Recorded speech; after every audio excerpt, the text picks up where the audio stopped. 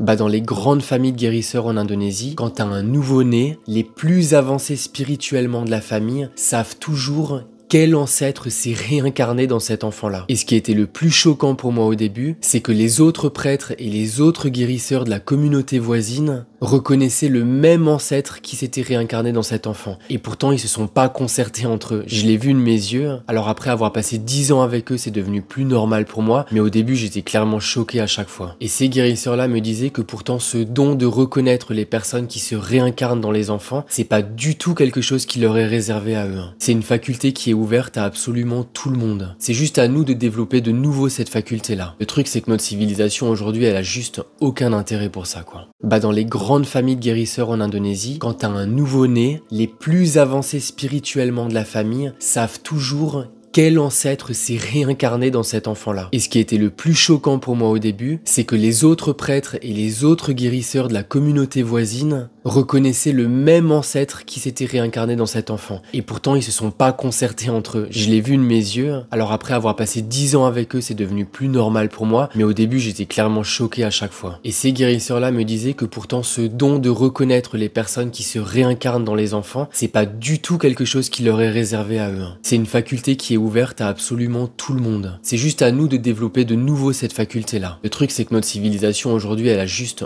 aucun intérêt pour ça, quoi.